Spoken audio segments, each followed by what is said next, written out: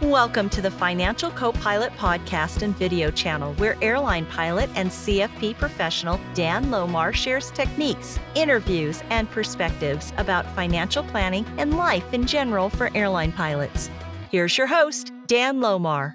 How's it going, everybody? Welcome to another episode, and thanks for tuning in once again. Today, we are talking about PBGC. A couple weeks ago, I did a video on Social Security, why delay Social Security versus taking it right away at 65, why delay it out to age 70. And this is a very natural follow-on to that because I actually got some questions. One of the recommendations was, hey, can you do the same video but talking about PBGC? There are certainly some similarities and there are certainly some differences. So that's what we're talking about today. And before we get going, if you haven't done it, remember to subscribe, hit the bell icon down below, and share this video, okay? So I always say it, hey, the folks who need to hear this information are probably not the ones watching the video. So share it on LinkedIn, Facebook, Twitter, email it to your fellow pilots, everybody you fly with, whoever, just so we get the word out there, because all the conversations I'm still having, folks are still surprised about different things I'm saying about PBGC. That's kind of what we're talking about today. So remember to share it. And also what we're doing today on the videos, we're just kind of going over a checklist I made up. And I've got that link down below in the show notes on YouTube. And if you're listening to this on the podcast, we'll have it here.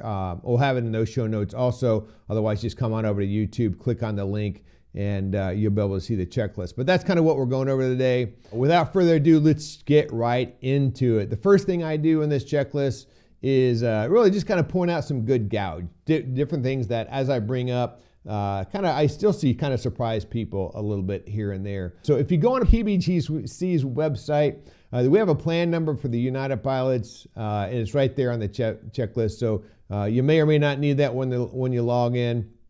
But the big thing to know about this, one of the big things that can catch you off guard, because it did catch me off guard one time, is that it takes about 4 months from the time you apply for benefits until benefits actually start to pay out. So just keep that in mind. If you want those benefits to start the month after you retire or on a certain date, just kind of keep that in mind. You have to lead turn that 3 to 4 months. PBGC can now be delayed out to age 72. It used to be 70 and a half, and now I believe when they increased the age for required minimum distributions, I believe they increased the PBGC age to age 72. So you can actually delay it out to age 72. So that's good to know. And a little caveat to that, or 70 and a half for participants who are attained 70 and a half before January 1st, 2020. I don't think that applies to too many active pilots out there, but I figured I'd throw that out there. So again, it can be delayed out to age 72. Why delay it? Well, because it gets bigger. It gets bigger every year delay.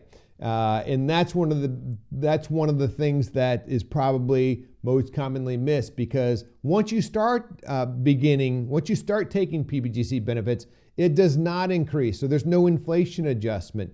But until that time, it does go up, and it's because that's just the way an annuity works, is that value that it pays out to you increases. So that's one of the big things to know. Now, the formula for how much it increases is not the same as it is for Social Security. That one's fairly cut and dry. So how much it goes up between 65 and 70 or 72, that really depends on your personal situation, your spouse, your beneficiary, what the life expectancy is going to be of both of you. So that's a big factor, and that's why it's not exactly the same. You have different options to choose different survivor benefits, and so each one of those benefits has a different kind of payout period. So that's why how much it increases for each year you delay is not the same. We're going to talk about that benefit increase here in just a little bit.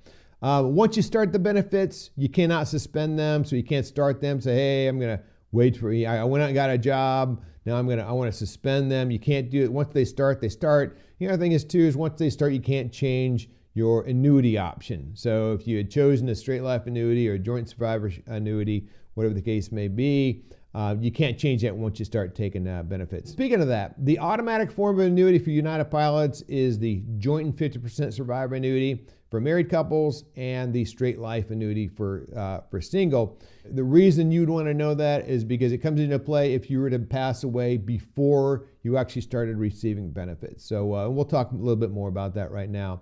Hey, on the checklist too is I've got a link to the PBGC website, frequently asked questions section. Hey, I'm just touching the highlights right here. So click on that link and go in. There's a ton of great questions that really kind of clarify some things. So again, take their word for it. Go get the official answers on the PBGC website, and that link is on this checklist. So as far as like running through the checklist, say you're coming up in retirement, really the first thing you want to do is you want to create an account. If you haven't done so, create an account or create a login to my PBGC.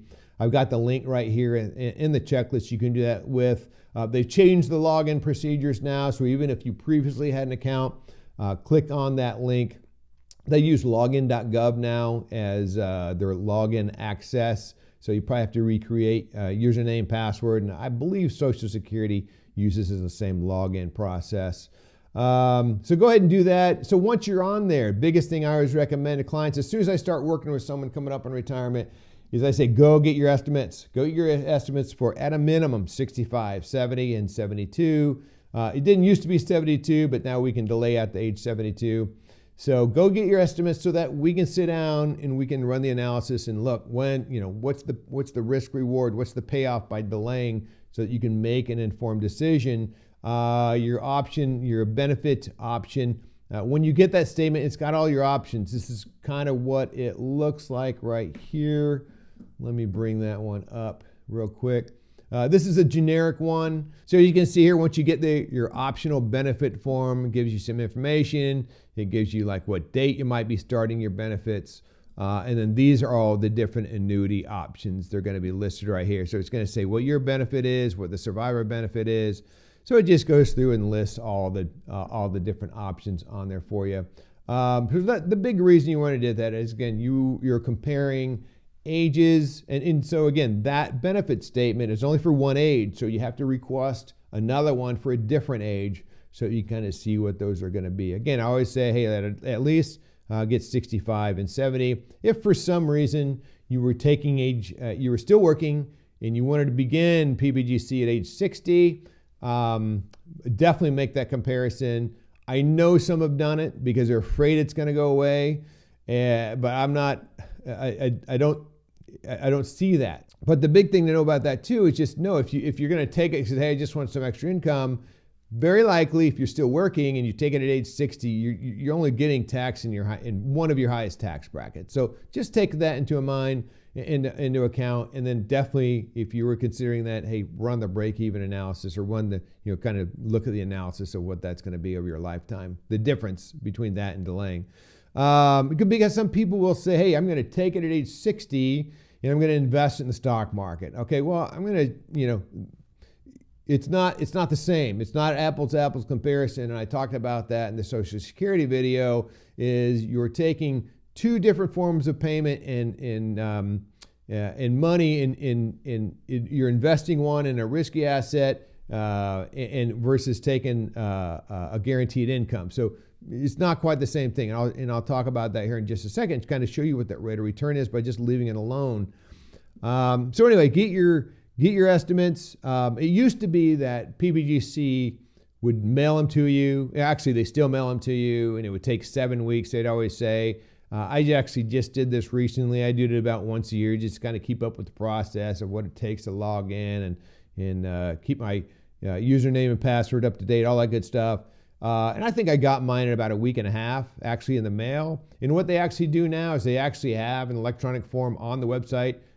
There is a tab at the top called My Documents, and they'll keep it right there. So anything you've ordered, you can just download on the spot. So that's good to know. They've actually created a little bit of efficiency in the past couple of years. All right, so the big question, once you get your statement, big question is, well, hey, when should I start PBGC? Should I take it at age 65? Should I delay it to age 70, 72? What are all the different things that we consider in doing that? And like in Social Security, I think the biggest thing people look at first and kind of glom onto is that break-even age. And I'm going to pull up a chart here just to kind of show you some differences as an example. So here's someone I'm working with right now who just turned 65, and these are their annuity. These are their annuity options. So a 50% survivor annuity at age 65 right now is $39,996. So let's just call it $40,000. if the delay out to age 70 is $65,808, so roughly $66,000 a year. So a fair amount different. It's let's just call it $26,000 per year different by delaying 5 years. And then the other thing that surprises folks is that here you are at age 70. Let's say you take a straight life annuity. And again, this is for somebody that's coming up on 65 right around now, which is March 2022, because this is going to be different. Like for someone who's me, who doesn't retire for 11 or 10 or 11 years. But anyway, so here's someone coming up, straight life annuity, $73,000 a year. Pretty good. And generally speaking, that's way more than what most people think it's going to be. So just kind of keep that in mind. Get your estimates. Don't blow off PBGC, because so many times I hear people say, "Oh, it's nothing. No, it's not going to be worth anything." No, you might be pleasantly surprised in how much it does. And again, we build an income floor. You want to build an income floor so you have a very, very stable base of income, and everything you have that adds towards that income floor, Social Security, PBGC, military, whatever the case may be, it all adds up. So definitely take that into account. So let's take a look at this. We're going to take a look at annual benefit 65 with a 50% joint and survivor annuity versus taking that at age 70. Let's see what that looks like on the chart. And so if you look here at the orange line, let's back up. The black line is if we had started that benefit at age 65, and that black line represents your lifetime accumulated value of the PBGC payout. That's age 65. Now we look at the orange line. The orange line as well, I delayed at age 70. The orange line accumulates, it's delayed 5 years, but it accumulates faster because it's a bigger payout. And so you can kind of compare what is my accumulated lifetime value of these two things. You can see in this particular situation, the break-even age is about 76, 77 years old. Very easy to see that. And then for the rest of your life, that accumulated value is more and more and more and more. If we look at the blue line, this is what I always like to point out, because especially when somebody says, well, I'm going to invest it in the stock market. This is the actual rate of return you would get. It's called the internal rate of return. This is the actual internal rate of return you would get by delaying that money. Okay, it's not investing it anywhere. It's basically your reward in terms of interest rate or rate of return by delaying that money. As you can see here, at your break-even age, it's 0. Yeah, because it was actually negative for this period up until this point. And so here at 77 or so, you can see it's 0. But from that point forward, we've given up a fixed amount of income, and we get more and more and more and more each year. So that blue line goes up and up and up and up, and it's really, really hard to beat. So if we look at all the way out at age 90, it's a plus 9% rate of return. It's a risk-free rate of return. It doesn't fluctuate. It's not going away. The government has a big pocketbook, so that's a pretty good rate of return. And being that it's risk-free rate of return, no volatility, very, very difficult, if not impossible, to get the same risk-adjusted rate of return by investing that in the stock market. So keep that in mind. Now, yeah, it does take to age 90 and plus to get a 9% rate of return on your money. But keep in mind, this is a longevity strategy to begin with, okay? So we're looking at hedging that longevity risk by delaying these things. And again, it's an income source you can't outlive. It's not going to go away. So that's the reason we look at that. But even if you just looked at it at age 73, hey, you're still at about a 7% rate of return. And again, it's not that money isn't growing. It's just that that's the calculation we use for comparison reasons on different investment and financial decisions. So always keep that in mind and do that same comparison for yourself. But that's what I do, just to kind of show folks, hey, look, this is one of the reasons, this is one of the reasons we would consider delaying. All right, going back to the checklist. So we looked at the internal rate of return. Again, we're kind of looking at the difference between that orange line, that black line is the potential lifetime difference of accumulated lifetime income from delaying. But the next question is, can you afford to delay? So this kind of goes back to the question of when is the time I wouldn't delay? Well, there's a lot of factors in it. Some people just prefer to turn it on at age 65 or sooner rather than later. Some people prefer to delay it 1 or 2 years. There's no completely wrong or right answer, but you can make an informed decision. But the one thing I would say about this is, again, let's just say you don't have a large investment portfolio, and like going through that portfolio, living off that portfolio for the first 5 to 7 years was going to deplete it to zero or substantially bring it down, 70 or 80% below potentially what it started to be. I don't know that I would do it then, because I would be giving up a lot of liquidity in future years to do that. So that'd be a situation where if I didn't have the money to live off of during that time period, then I would probably say, hey, look, probably would rather start it sooner than later. But with that in mind, how do we delay that period? What is one of the best ways to live off investments or other financial assets during that 5 to 7 year delay period? One of the things I recommend clients do is if they fill up all their buckets, all college is paid for, they filled up their PREP buckets, the IRAs, and all this other stuff. Sometimes you might just say, hey, I'm just going to accumulate cash in my last 4, 5, 6 years before I retire. I'm just going to build up some cash. That way I can live off that cash. Maybe not cash, but very, very safe investments, money market, CDs, things like that. And that way I can live off that during the first 5 to 7 years. And I'm in a very, very low tax bracket. And then I can do Roth conversions during that time period. So that's one thing to think about. I've also had somebody who had bought an annuity many years ago, and we turned that into a 5-year period. Certain annuity gives them 5 years of income during that time period, and they also have some cash value in a life insurance policy. So that's another thing. So there's different things you can do to bridge that gap. So those are some things I would think about. But if your portfolio was of such a size it was going to deplete it, I might be a little bit hesitant to do that while you're delaying that period. So that'd be one of those situations I'd be more inclined to start it sooner rather than delay it. And then coordinating it with Social Security. Sometimes folks will start one, not the other. Delay both, take them both. So again, there's different ways to do it. And a big one too is the survivor consideration. So remember, say your break-even age is 77 years old, and that makes sense to you. But the common question is, well, what if I pass away before age 77? I totally get that. But again, when I do a plan, nobody's planning on dying at age 77. I mean, most of the plans I'm doing, life expectancy is 90, 93 years old. So yeah, that's the plan. We're planning on living past that. So why wouldn't you make that decision based on what the plan says? But the other thing about it too is that also keep in mind what your spouse's survivor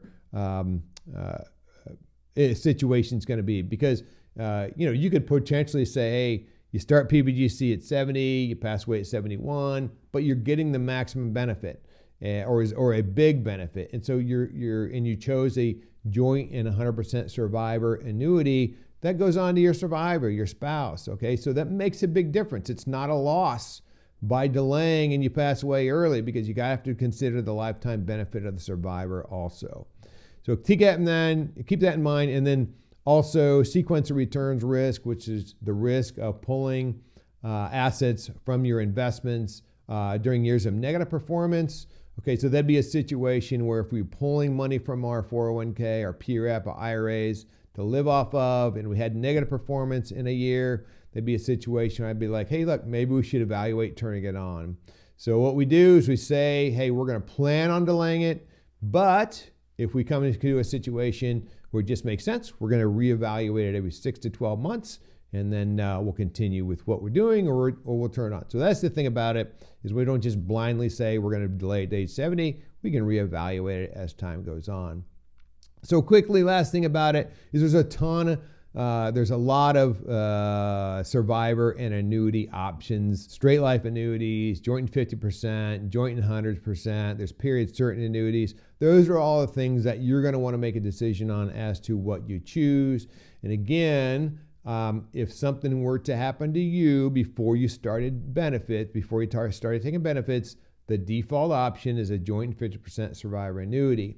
So that means that it's for a married person, and 100% or a straight life annuity for a single person. Straight off the PBGC website, if you die before applying for benefits, your spouse as a benefit will receive a benefit as though you had retired with a joint and survivor annuity just before you had died.